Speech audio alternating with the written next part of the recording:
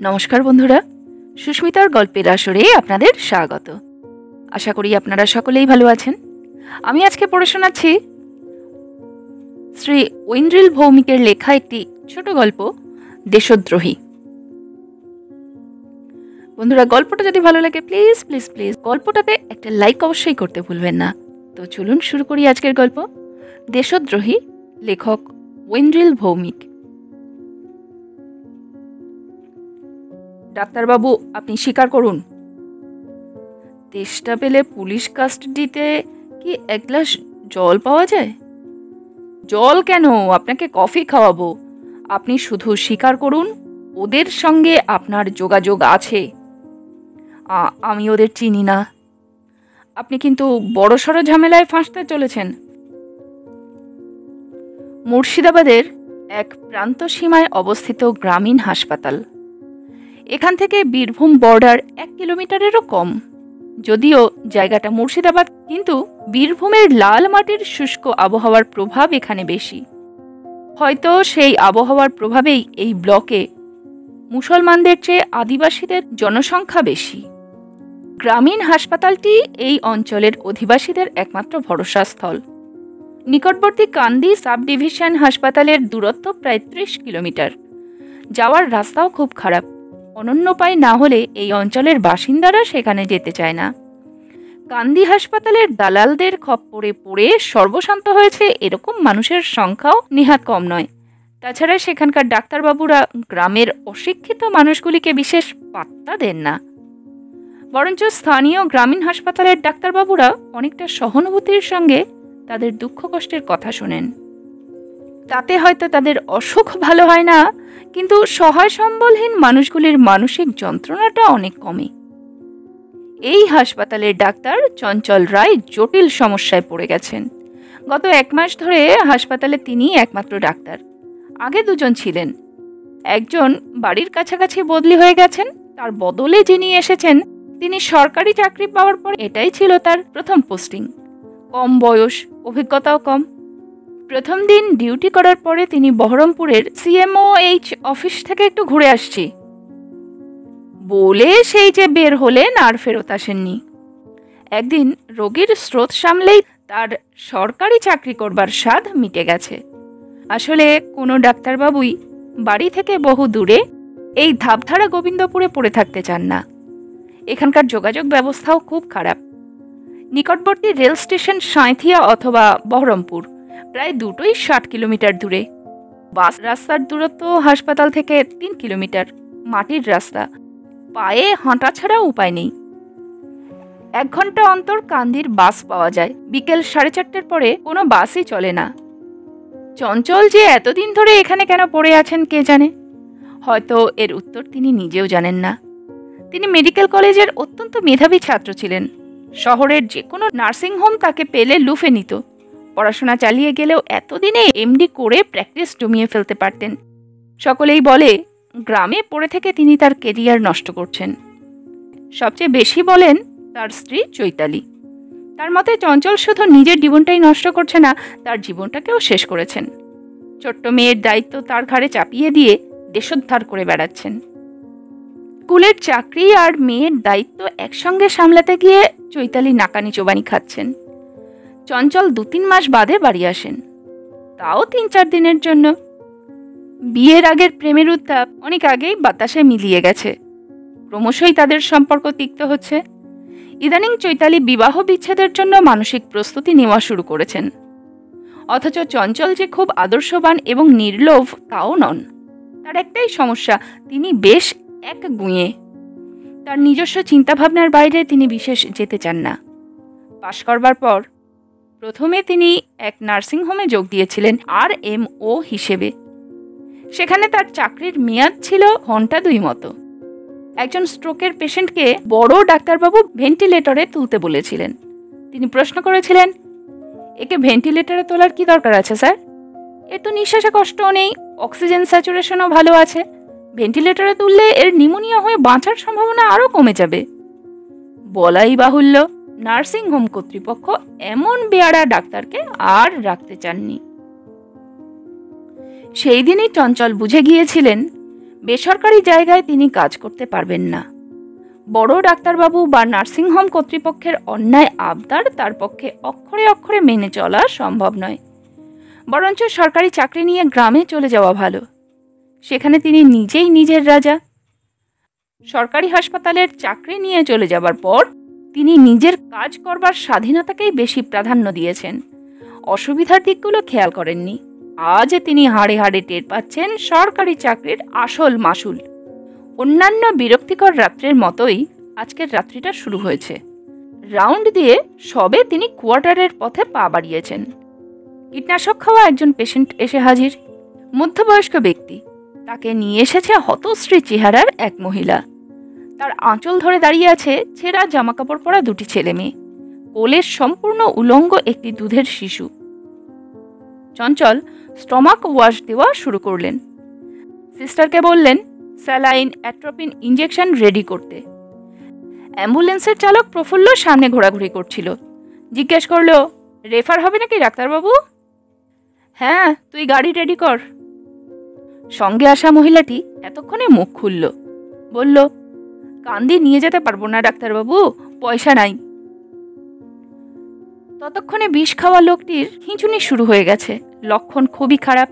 আর ঘণ্টাখানেকের মধ্যেই হয়তো লোকটি মারা যাবে। বিষ খাওয়া রোগী মারা গেলে হাজারো সমস্যা। থানায় খবর পাঠাও। থানা থেকে কিছুতেই কাল সকালের আগে লোক আসবে না। ততক্ষণ ওয়ার্ডে মৃতদেহ পড়ে থাকবে। দলে দলে লোক দেখতে আসবে।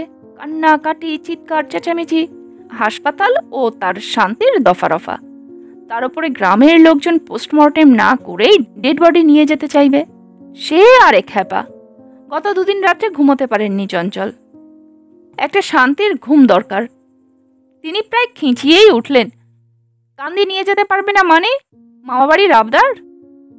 তারপরও জলস্রোতের মতো রোগী আসতে থাকলো। ডায়রিয়া, জ্বর, পেটে ব্যথা, স্ট্রোক, শ্বাসকষ্ট, সাপে কাটা, ডেলিভারি। তার সঙ্গে মারামারি করে দুপক্ষের গোটা 10 জনের পুলিশ কেস, তাদের ইনজুরি রিপোর্ট। রাত্রি 10টা অবধি তিনি হাসপাতালে বসেই রইলেন। 10টার সময় সিস্টারকে বললেন, আমি চললাম, খুব খারাপ কিছু না এলে আমাকে ডাকবেন না। সিস্টার বললেন, আপনি নিশ্চিন্তে শুয়ে পড়ুন। ডায়রিয়া, জ্বর, ডেলিভারি যাই আসুক না কেন, স্যালাইন ইঞ্জেকশন দিয়ে রাত্রিটা আমি সামলে নেব। একদম সকালে এসে আপনি দেখে নেবেন। খুব এমার্জেন্সি না হলে আপনাকে ডাকছি না। চঞ্চল বিছানায় শুয়ে শুয়ে ভাবছিলেন, কাল সকালে আউটডোর শুরু হবার আগে CMOH-কে ফোন করতে হবে লোক দেবার জন্য।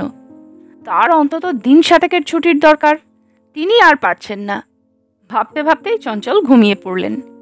ঘুমিয়ে ঘুমিয়ে তিনি তার 4 বছরের মেয়েকে স্বপ্নে দেখছিলেন। স্বপ্নেই মেয়েকে কোলে নিয়ে আদর করছিলেন। এমন সময় গ্রুপ ডি আজিজুলের কর্কশ স্বরে তার ঘুম ভাঙল। স্যার, শিগগিরই চলেন, দিদিমণি ডাকতেছেন। মোবাইলের সময় দেখলেন চঞ্চল 1টা বাজে। মানে মাত্র ঘন্টা 1.5 ঘুমিয়েছেন তিনি। কি এমন এমার্জেন্সি হলো যে সিস্টার ডেকে পাঠালেন? হঠাৎ কাঁচা ঘুম ভাঙায় চঞ্চলের চোখ জ্বালা করতে লাগলো। নন্দিনী তাকে দেখেই বললেন, সরি স্যার, এমন পরিস্থিতি হলো যে আপনাকে না ডেকে আর পারলাম না। লেবার রুমে চলুন শিগগিরই। লেবার রুমের টেবিলে একজন আসন্ন প্রসবা শুয়ে আছেন। নন্দিনী বললেন, এই মেয়েটি একা একা এসে ভর্তি হয়েছে। সঙ্গে একটি ছেলে এসেছিল। সে একে পৌঁছে দিয়েই পালিয়েছে। মেয়েটির নাম ঠিকানা কিছুই বলতে চাইছে না। তারপর দেখে মনে হচ্ছে অনেকক্ষণ বাড়িতে ফেলে রাখা হয়েছিল। সেখানে প্রসব না হওয়ায় হাসপাতালে নিয়ে আসা হয়েছে। চঞ্চল গ্লাভস পরে নিলেন। সিস্টার ঠিকই বলেছেন, বাচ্চার মাথা ফুলে গেছে। অন্তত 8 ঘন্টা আটকে না থাকলে বাচ্চার মাথায় এতটা ফুলতো না। মেয়েটিও কেমন ঝিমিয়ে পড়েছে। ব্যথায় মুখ চোখ নীল হয়ে গেছে। কিন্তু মেয়েটির উরুতে ওটা কিসের ক্ষতচিহ্ন? চঞ্চলের অভিজ্ঞ চোখ বুঝতে পারছিল ক্ষতচিহ্নটা বুলেটের। চঞ্চল সেই ক্ষতচিহ্নটার ওপরে হাত রাখলেন। বললেন, এটা কি করে হলো? মেয়েটি জবাব দিল, দুঃখিত ডাক্তারবাবু, আমি এ ব্যাপারে কিছুই বলতে পারবো না। ঠিক আছে, আমি কিছু জানতে চাইও না। কিন্তু মা, তোমাকে এখানে কিছুই করা যাবে না, কান্দি যেতে হবে। বাচ্চার মাথাটা ঠিকঠাকভাবে নেই, একটু ঘুরে বিচ্ছিরিভাবে আটকে গেছে। দরকার পড়লে সিজার করতে হবে। তাছাড়া বাচ্চাটাও খারাপ বেরোনোর আশঙ্কা রয়েছে। কান্দিতে যাওয়া সম্ভব নয় ডাক্তারবাবু। এখানে যদি না হয় বলে দিন, আমি ফিরে যাচ্ছি। আপনারা শুধু পুলিশে খবর দেবেন না, তাতেই আমরা আপনার কাছে কৃতজ্ঞ থাকব। কোথায় ফিরে যাবে তুমি? কোথায় ফিরবো সেটা আপনাকে বলা যাবে না। আমাদের ডেরায় ফিরে যাব। তুমি কি পাগল? সেখানে ও বাচ্চা কখনোই প্রসব হবে না। পেটের বাচ্চা তো মরবেই, সাথে তুমিও মরবে। মরতে আমি ভয় পাই না। অকারণে মরাটা কোনো গর্বের বিষয় নয়। সিস্টার, ফরসেপ বের করুন। চঞ্চল অভিজ্ঞ হাতে ফরসেপ লাগিয়ে ফেললেন। প্রসবের দ্বার খানিকটা কেটে ফেলে প্রশস্ত পথ তৈরি করলেন। তারপর মিনিট 10 চেষ্টায় ফরসেপ দিয়ে সদ্যজাতকে বের করে ফেললেন। সুগঠিত, কেজি 3 ওজনের একটি কন্যা সন্তান। কিন্তু শিশুটি নীল হয়ে গেছে, হাত পাগুলো ল্যাকপ্যাক করছে। চঞ্চল স্টেথো বসালেন। হৃৎপিণ্ড চলছে, কিন্তু খুব আস্তে এবং অনিয়মিত। তাহলে কি তার এতক্ষণের চেষ্টা ব্যর্থ হয়ে যাবে? তিনি চিৎকার করলেন, সিস্টার, অ্যাম্বো ব্যাগ আর অক্সিজেন, কুইক! চঞ্চল নিজে সাকার মেশিনটা টেনে নিলেন। পরিষ্কার করে ফেললেন শিশুটির শ্বাসনালী। নন্দিনীকে বললেন অ্যাম্বো ব্যাগ দিয়ে বাচ্চাটিকে অক্সিজেন দিতে। তারপর নিজে বাচ্চাটির বুক চেপে হৃৎপিণ্ড স্বাভাবিকভাবে চালু করবার চেষ্টা করলেন। এ এক অদ্ভুত যুদ্ধ, মৃত্যুর কাছ থেকে জীবনকে ছিনিয়ে আনার। ডাক্তার, তিনি যতই অর্থপিচার হন, যতই অনৈতিক কাজকর্মের সঙ্গে যুক্ত থাকুন, এই লড়াইয়ে একবার ঢুকে পড়লে জগৎ সংসার ভুলে যান। পার্থিব লাভ ক্ষতি তার কাছে তখন তুচ্ছ হয়ে পড়ে। রোগী মারা গেলে ঝামেলা হবে কিনা এই চিন্তা মাথা থেকে দূরে সরে যায়। সমস্ত চেতনা দিয়ে তিনি তখন রোগীর দেহে প্রাণ স্পন্দন খুঁজে পেতে চান, চালু করতে চান বন্ধ হয়ে যাওয়া হৃৎপিণ্ড, নিঃশ্বাস প্রশ্বাস। প্রত্যন্ত গ্রামীণ হাসপাতালগুলি থেকে ঝাঁ চকচকে কর্পোরেট নার্সিংহোমে আলাদা পরিকাঠামো, আলাদা যন্ত্রপাতি, কিন্তু লড়াইটা আদতে একই। এই লড়াই লড়তে যিনি ভয় পান অথবা মাঝপথে হাল ছেড়ে দেন, তিনি ডাক্তারই নন। কতক্ষণ সময় কেটেছে লেবার রুমে, 3 জনের কেউই সেটা খেয়াল করেননি। অবশেষে সদ্যজাতক কেঁদে উঠল, নিতান্তই নিস্তেজ কান্না। কিন্তু সেই কান্না 3 জনের মনে এক অপার্থিব আনন্দ এনে দিল। নন্দিনী বললেন, স্যার, মেয়ে বাচ্চা বলেই বেঁচে গেল। চঞ্চল বললেন, সিস্টার, আপনি এপিসিওটমি উন্ড সেলাই করে ফেলুন, আমি এদিকটা সামলে ফেলছি। মেয়েটি এতক্ষণ এক দৃষ্টিতে তার সন্তানের দিকে চেয়েছিল। বলল, ডাক্তারবাবু, আমি ভগবানের অস্তিত্বে বিশ্বাস করি না, কিন্তু আপনি যা করলেন একজন মানুষের পক্ষে তা করা সম্ভব নয়। বাজে বকো না, ব্যর্থও হতে পারতাম। নন্দিনী দ্রুত হাতে মেয়েটির প্রসবদ্বারের কাটা অংশটি সেলাই করে ফেললেন। মেয়েটির শাড়ি ঠিক করে দাঁড় করালেন। মেয়েটি বলল, বাচ্চাটি আমার কোলে দিন ডাক্তারবাবু, আমাদের এবার চলে যেতে হবে। কোথায় যাবে? যেখান থেকে এসেছি। 4টে বেজে গেছে, ভোরের আলো ফোটার আগেই ফিরতে হবে আমাদের। চারদিকে পুলিশের খোঁচরে ভরে গেছে, আর বেশি দেরি করলেও আমরা বিপদে পড়ব। আপনাদেরও জবাবদিহি করতে হবে। চঞ্চল বেশ খানিকটা রেগে গেলেন। বললেন, এই বাচ্চাকে নিয়ে বন জঙ্গলে ঘুরে বেড়ালে বাচ্চাটা মারা পড়বে। ওর নিজের এখনো টেনে খাওয়ার ক্ষমতা নেই। 2-3 দিন অন্তর গ্লুকোজ ইঞ্জেকশন দিতে হবে। ফুসফুসেও প্রচুর জল ঢুকে গেছে, অ্যান্টিবায়োটিক দেওয়া দরকার, না হলে নিউমোনিয়া হয়ে যাবে। তার সঙ্গে দরকার মায়ের দুধ। বাচ্চাটাকে যখন সুস্থ জীবন দিতে পারবে না, তখন বাচ্চা নাও কেন? আপনি রাগ করবেন না ডাক্তারবাবু, এই রাষ্ট্র ব্যবস্থায় আমাদের চিকিৎসার কোনো সুযোগ নেই। বিনা চিকিৎসায় মৃত্যুই আমাদের ভবিতব্য। আপনার মতো একজনের দেখা পেয়েছিলাম বলেই আজ আমার জীবন বাঁচল। সন্তানেরও মরে যাওয়ার কথা, আপনার দয়ায় এখনো বেঁচে রয়েছে। এরপর মরার হলে মরবে, বাঁচার হলে বাঁচবে।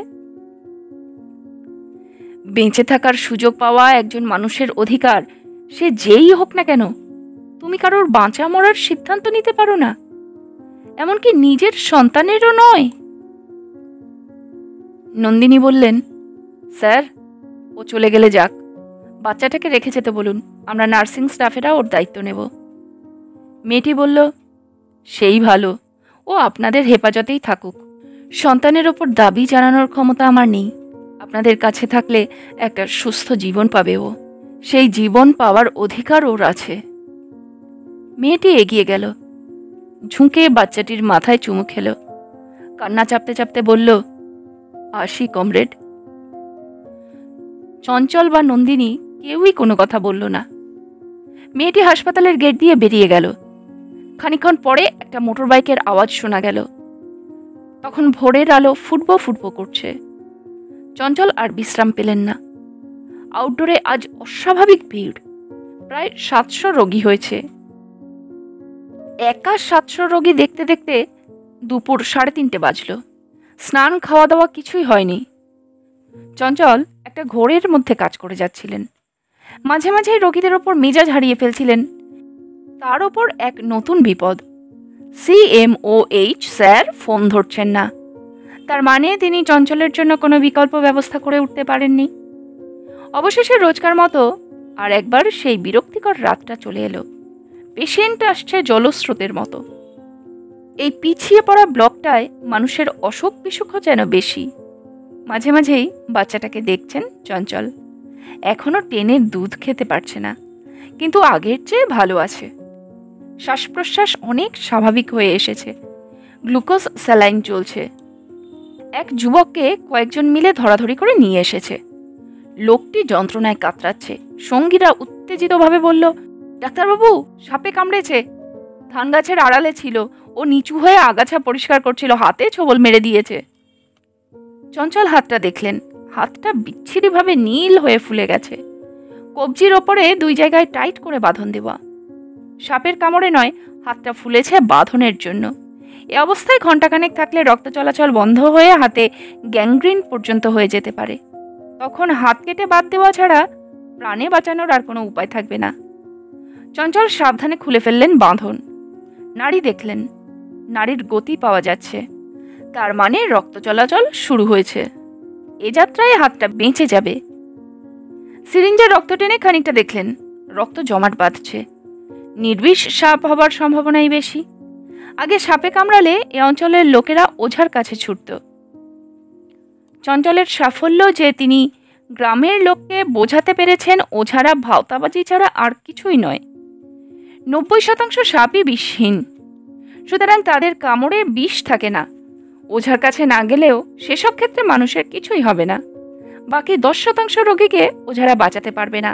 তারা একমাত্র বাঁচবে যদি হাসপাতালে তাড়াতাড়ি এনে প্রতিষেধক চালানো যায়। আস্তে আস্তে গ্রামের মানুষ হাসপাতালের উপর ভরসা করতে শুরু করেছে।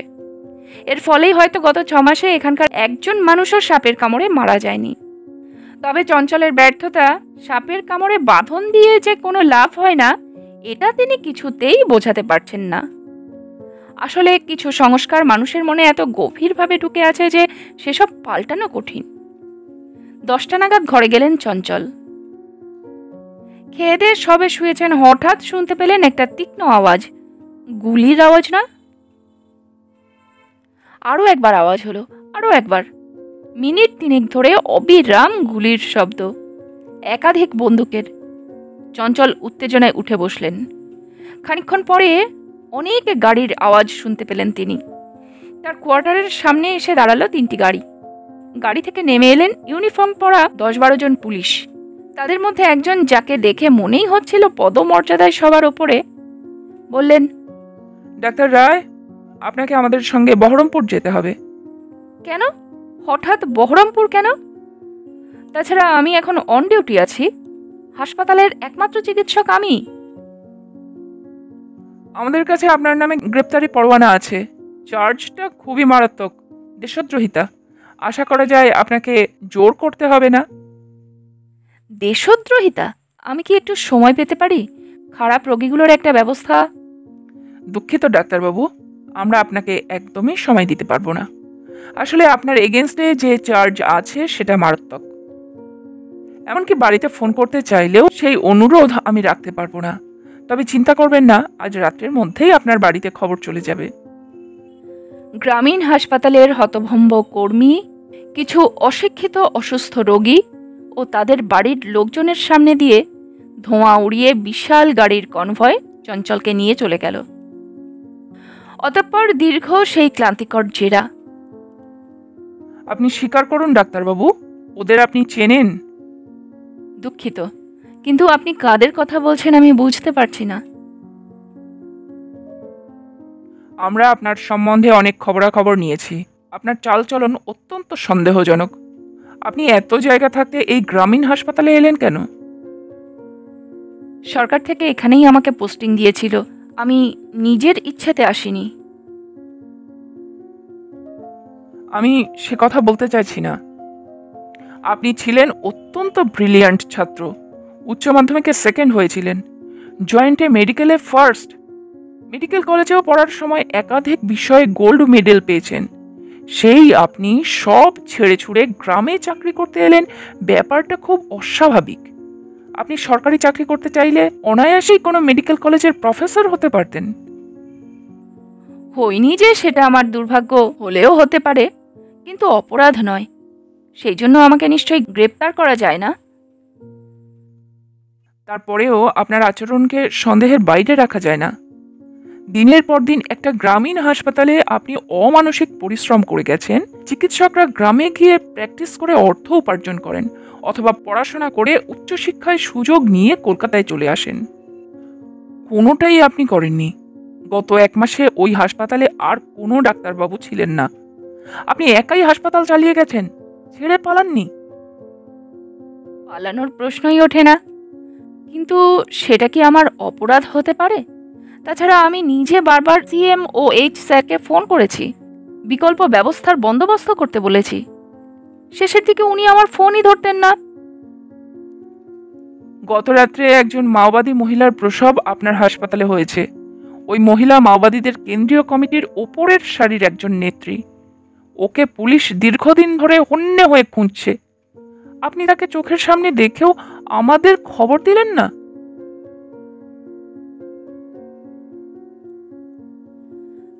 আমি ওর পরিচয় জানতাম না। আপনি সবই জানেন ডাক্তারবাবু। আগে থেকেই ওদের সঙ্গে আপনার যোগাযোগ ছিল, নইলে দুবরাজপুর থেকে প্রায় 100 কিলোমিটার পথ মোটরসাইকেলে জীবনের ঝুঁকি নিয়ে ওরা কেন আপনার কাছে এলো? আশেপাশে তো অনেক হাসপাতাল ছিল। আপনি সত্যি খুব বাজেভাবে ফেঁসে আছেন ডাক্তারবাবু। কেউ আপনার কথা বিশ্বাস করবে না। আপনার তো স্ত্রী কন্যা আছে, তাদের কি আপনি ভালোবাসেন না? অন্তত তাদের কথা ভেবে আপনি সব কিছু স্বীকার করে নিন। ওই মহিলার ঠিকানা বলে দিন। সে কি, গুলির আওয়াজ শুনলাম। ওই মেয়েটিকে আপনারা মারতে পারেননি?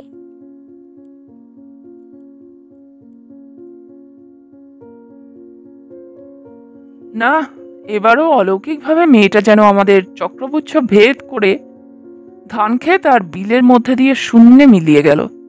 খবর ছিল বাচ্চাটাকে দেখতে আসতে পারে। মাত্র 1 দিন আগে মা হয়েছে, দুর্বল শরীর। এটাই ওকে মারবার সুবর্ণ সুযোগ ছিল। সদ্য মা হওয়া একটি মেয়েকে গুলি করতে আপনাদের হাত কাঁপে না? আপনার ওদের জন্য সহানুভূতি থাকতে পারে, আমাদের নেই। পুলিশ কর্মীদের গুলি করবার সময় তো ওদের হাত কাঁপে না। এমন একজনকে হাতে নাগালে পেয়েও আপনি আমাদের খবর দেননি, উল্টে তারই প্রাণ বাঁচিয়েছেন। আপনাদের নার্সিং স্টাফ নন্দিনী মিত্র জেরায় সব স্বীকার করেছেন। আপনি না থাকলে মারা পড়তো মেয়েটা আর ওর সন্তান।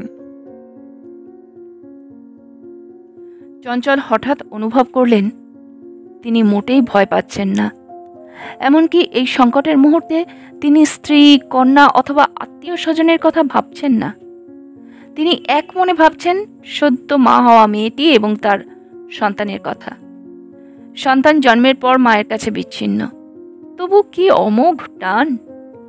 সেই টানে পাথরের মতো কঠিন হৃদয় মায়ের স্তনেও মধুর সঞ্চার হয়েছে। তিনি আরও অনুভব করলেন এই টানই যেন তার চেতনাতে ছড়িয়ে গেছে। এই অনুভব এক অপার্থিব আনন্দে তার হৃদয় পূর্ণ করল। অবশেষে তিনি সত্যিই একজন ডাক্তার হয়ে উঠতে পেরেছেন। চঞ্চল প্রশ্ন করলেন, আচ্ছা, বাচ্চাটি এখন কেমন আছে? পুলিশ অফিসারটি অদ্ভুতভাবে তাকিয়ে রইলেন তার দিকে।